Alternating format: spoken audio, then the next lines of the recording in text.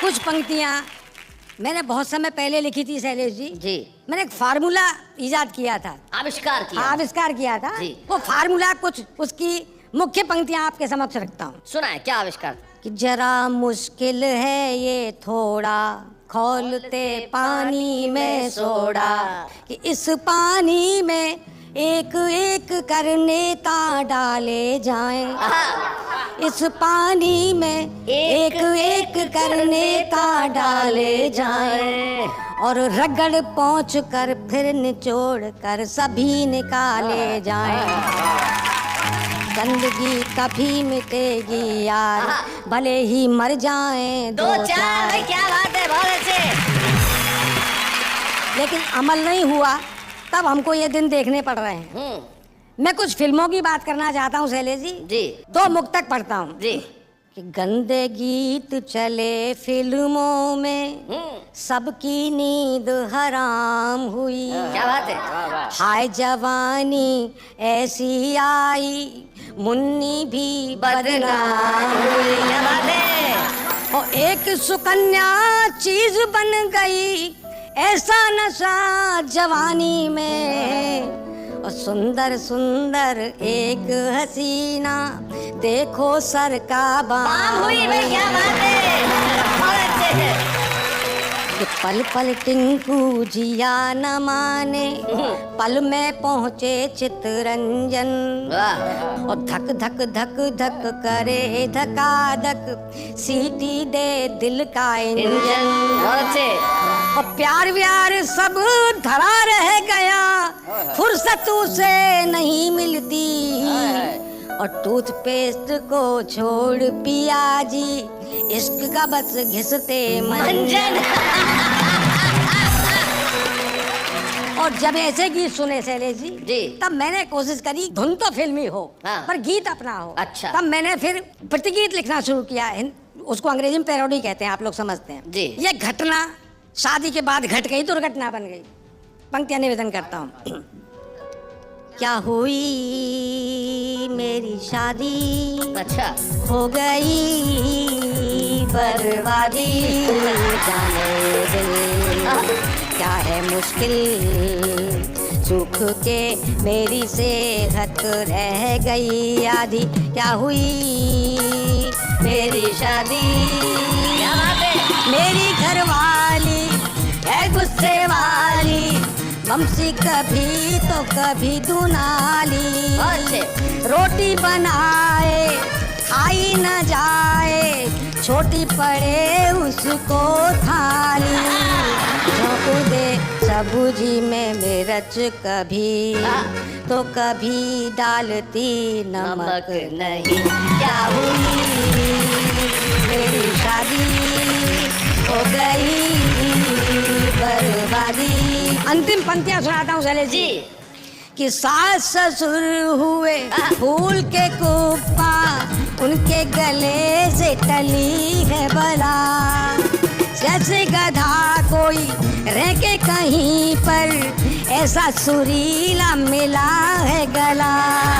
ऐ खुदा तेरी दुनिया में यही थी, जो मुझे दूसरी मिली नहीं।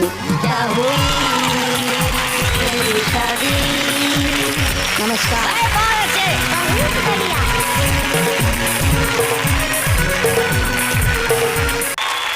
बहुत प्यार मोहब्बत की बात यहाँ चल रही थी। मेरा तो एक्सपीरियंस कुछ अलग ही है किरण जी। 4 पंक्तियाँ सुनाता हूँ, सुनिएगा जी। कि एक रोज एक लड़की पे मेरी नजर गई, और पेशे से डॉक्टर थी, वो दिल में उतर गई। तो शादी की पहली रात ही ये हादसा हुआ, किडनी उड़ा के मेरी ओ जाने किधर गई। और शैलेश जी, एक बार मेरी शादी हुई, तो कैसे हुई और शादी के बाद क्या हुआ, एक कविता के मार्फत से प्रस्तुत करता हूँ। सुनिएगा। कि जब मेरे जवान होने का नोटिस किसी ने भी नहीं लिया, तो मैंने अखबारों में वैवाहिक विज्ञापन दिया, पर जाने कौन से नक्षत्र किन ग्रहों से टकराने लगे। जवाब में लड़कियों के पिताओं के नहीं, उनके पतियों के पत्र आने लगे। अच्छा। कि मेरी लेकर जाओ खैर पता नहीं कैसे अगले हफ्ते एक पहलवान जी ने अपनी लड़की के लिए मेरे पिताजी से संपर्क साधा। बोले दूर हो जाएगी लड़के की सभी बाधा। लड़की क्या है, ब्यूटी क्वीन है, खूबसूरत है, हसीन है, गाने में कुशल है, बजाने में प्रवीण है। लड़का जितना चाहे दहेज ले, टीवी, फ्रिज, कार, सोफा जो चाहे सहेज ले। और पहलवान की बेटी है तो क्या खाली हाथ आएगी?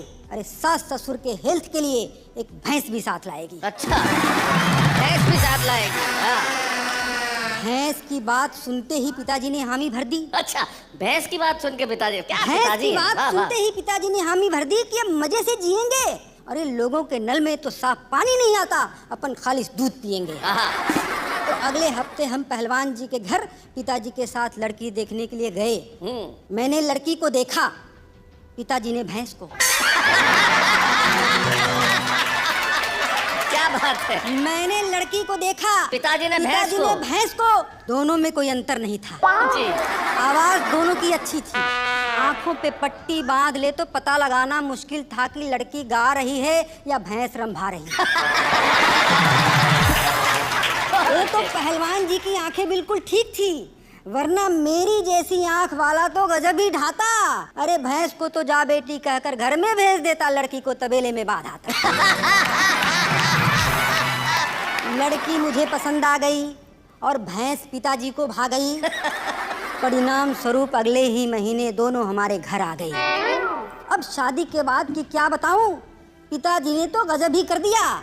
अच्छे अच्छे लोग उनसे कुछ कह नहीं पाते थे।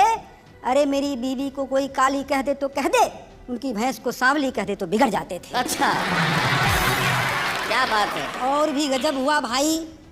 कुछ दिनों बाद पत्नी मायके जाकर अपनी मम्मी को भी साथ ले आई।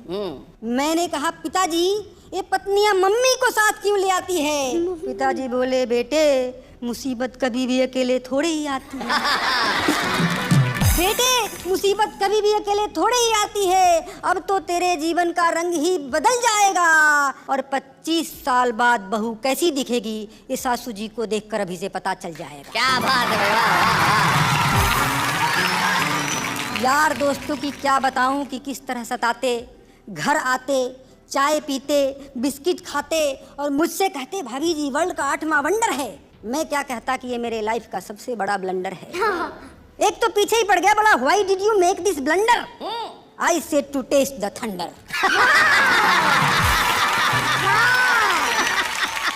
अब ये तो पता था कि लड़की गाने में कुशल है, बजाने में प्रवीण है, पर ये क्या पता था कि इस तरह से सताएगी मुझको। अरे गाएगी तो कभी कभार सुबह शाम बजाएगी मुझको। क्या? उधर पहले साल भैंस ने दूध दिया ज्यादा, दूसरे साल हो गया उसका आधा, तीसरे साल की बात ही निराली है, भैंस ने दूध नहीं देने की कसम ही खा ली है। उधर पहले साल मैं चिल्लाता था, पत्नी सुनती थी, दूसरे साल पत्नी चिल्लाने लगी, मैं सुनने लगा, तीसरे साल हम दोनों चिल्लाते हैं, पड़ोसी सुन रहे हैं। घर के दरवाजे पर बैठकर मैं और मेरे पिताजी दोनों अपना अपना सिर धुन रहे हैं। क्या बात है? वाह वाह वाह, बहुत बढ़िया।